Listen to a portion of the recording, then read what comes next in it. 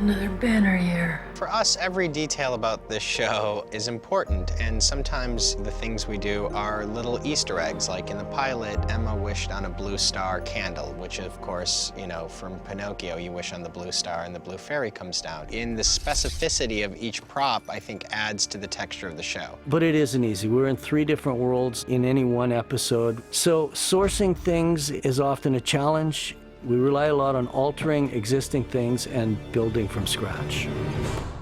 And so we'll often have, again, like an idea or an inspiration, and Bill will come back with a bunch of choices, and we go from there.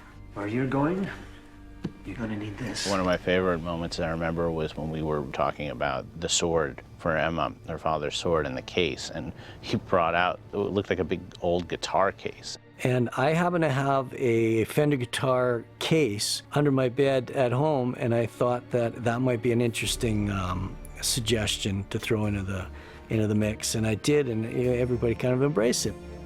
Your father's sword. We wrote in the script, Gold pulls out a case, and inside it, he opens it, and it's Emma's sword. And having Bill do the guitar case just added to the texture of it. Everything that we pick up in this show is special and has been well thought out. Some of the props for Snow White's character are pretty interesting. She's a badass in fairy tale world as Snow White. There was an episode where she had stormed the castle with her band of bad guys, and we had her all done up in ninja weapons. She had weapons in her boots, she had knives down her top, she had a couple of knives strapped to her back. Stop trying to talk me out of this. The castle is secure. I'm going. Keep the little knife between your tuffets. I promised I would come alone and unarmed. It's a parley. There are rules. You're too noble for your own good. I'm not. But enough of you have risked your lives because of something that's between the Queen and me. Our props department is incredible, and the things that they come up with and share with us, you know, very real antiques and real weapons. She had a great bow and arrow package that we put together. We made her bow out of laminate bamboo flooring. We planed it down to a very fine level, and you could bend it very easily. It still looked big and beefy. We wrapped it up with leather. It was a great prop. Thought it was one of our best. I was very proud of that. Prince Charming, he started off as a shepherd and evolved into a prince, and his props had to keep pace with him throughout that transformation. The props that I mostly use are a sword or a bow and arrow, but mostly the sword, so it's become kind of like an extension of my arm. Again, we use the bamboo laminate to make the blades. They're strong and very fast, and he looks great when he gets into character and starts flashing them around. Had enough? Never. Mr. Gold's props are really more of a collection of everybody else's props. His personal props are pretty limited. He has a cane in Storybrooke, although he uses that cane as a weapon often. He has a walking stick when he's Rumpel in Fairy Tale Land, and then he has a Chris knife, or this magical knife, when he is the Dark One.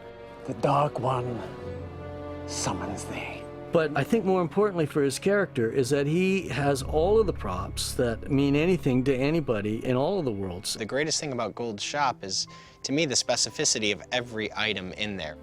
There are many, many things in this shop. But this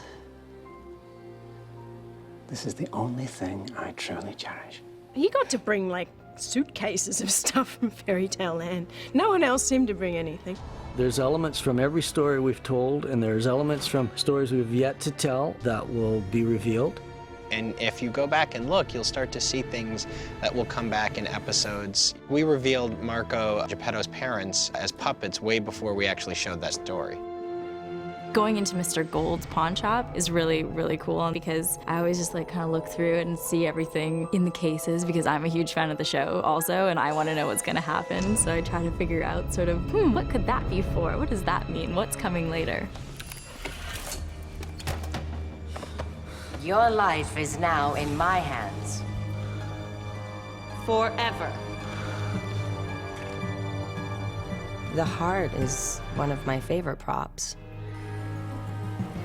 Her props are very mystical. The most interesting for me may sound very simple, a black rotten apple oozing oil, and it was a very challenging prop for us to get the right consistency and viscosity. rotten to the core. I'm sure on camera it looks like something very simple to do, but it was one of our more challenging props. It was gross. They did a great job making it. I need that curse. I know you keep it hidden in the orb above your staff. Hidden for the good of all, old friend. Whoever created that monstrosity makes the two of us look positively moral. Maleficent had a beautiful staff with a dragon and an orb on top. We created the dragon from scratch, and the orb, although it was a simple acrylic bowl, had elements cast inside the acrylic bowl that our VisFX department required from us. And even the staff, we sourced from a wonderful character on the East Coast of the United States who spent the last 20 years of his life sourcing out sticks that had unusual shapes. And it was just the perfect touch to this magical staff that Maleficent used as her hero prop. My liege. I've been able to look at and play with a whole bunch of really cool props. It's a big challenge. It's a very interesting show for props. One of the great things about Bill is he's like so creative and just brings so much inspiration to his choices.